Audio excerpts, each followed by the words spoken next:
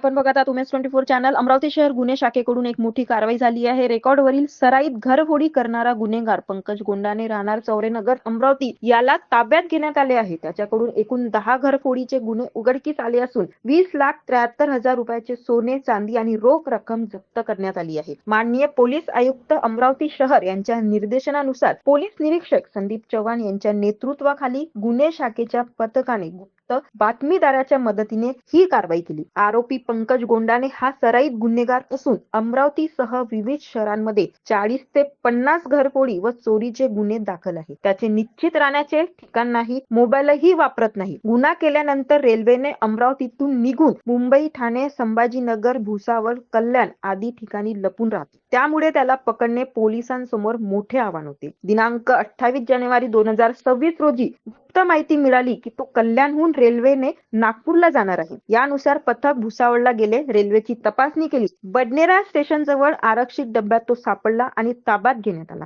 चौकशीत त्याने अमरावतीतील 10 घरफोडी केल्याची कबुली दिली. काही मुद्देमाल स्वतः लपवला तर काही मित्र सागर गोगटे याच्याकडे दिली. सागर गोगटेलाही ताब्यात घेऊन चौकशी केली. दोघांकडून मुद्देमाल जप्त करून हे गुन्हे उघडकीस आणले. उघडकीस आलेले प्रमुख गुन्हे राजापेठ पोलीस स्टेशन अंतर्गत अपराध क्रमांक 37/2026, 445/2025, 654/2025, 603/2025, कलम 331, 305 इत्यादी. तसेच बडनेरा अंतर्गत 10/2026, 331, 305. अमरावती पोलिसांची ही कारवाई शहरातील गुन्हेगारीला आळा बसवण्यासाठी महत्त्वाची ठरली आहे. काय गुन्हा? माननीय पोलीस आयुक्त राकेश ओला सर यांनी मागील काही दिवसापासून जे शहरात घरफोड्या होत आहेत ते तात्काळ उघडकीस आणण्याच्या गुन्हे शाखेला सूचना दिल्या होत्या. त्या अनुषंगाने आम्ही विविध पथकं त्यासाठी निघाले होते. तरी आमचे जे गुन्हे शाखेचे PPM महेश त्यांनी मागील काही दिवसापासून तो एक सराईत गुन्हेगार आहे. तर यापूर्वी भरपूर गुन्हे दाखल आहेत. अमरावती, वर्धा, यवतमाळ, नागपूर अशा ठिकाणी गुन्हे दाखल आहेत. पंकज गोंडाने अमरावतीमध्ये राहणार आहे. बऱ्याच दिवसापासून फरार होता. त्याचा शोध घेत होते. परंतु हा वास्तव्य त्याचं घर इथं आहे, तिथेही राहत नव्हता आणि बऱ्याच ठिकाणी तो त्याचा शोध घेतला, परंतु तो कुठेही मिळून आलेला नव्हता. तो स्वतःचं अस्तित्व लपून फिरत असल्याचं निष्पन्न झालं होतं आणि तो कुठल्याही प्रकारचा मोबाईलही वापर करत नव्हता.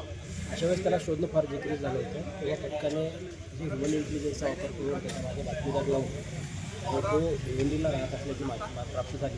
तो टीम भिवंडीकडे रवाना होता. अशी माहिती मिळाली की तो एका ट्रेनने भिवंडीहून नागपूर जात आहे.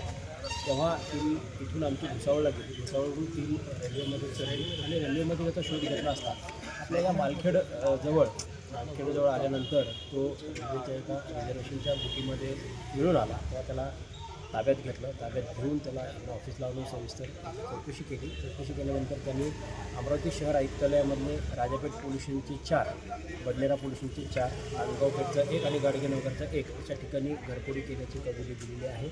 या सर्व गुन्ह्यातील संपूर्ण मुद्देमाल आम्ही हस्तगत त्याच्याकडून केलेला आहे. या गुन्ह्यामध्ये त्याच्यासोबत त्याचा एक मित्र आहे आणि या गुन्ह्यांमध्ये पूर्वीही त्याचा सहकारी असलेला सागर गोगटे हा सुद्धा राहणार अमरावतीत आहे. परंतु हाही सुद्धा इथं राहत नसून तो सध्या कारंजाला येथे राहत असल्याची माहिती होती. त्याला तिथून ताब्यात घेतलं आणि त्याच्याकडून काही मुद्देमाल आणि याच्याकडून काही मुद्देमाल असा 10 घरफोडीतला मुद्देमाल हस्तगत केलेला आहे. यापुढेही शहर गुन्हे शाखेकडनं शहरामध्ये जे घरफोड्या झालेल्या आहेत किंवा इतर गुन्हे झालेले आहेत ते लवकरच उघडकीस आणून सर्व मुद्देमाल हस्तगत करण्याची प्रक्रिया सुरू आहे. अशा अपडेटसाठी बघत रहा उमेश 24 चॅनल. धन्यवाद.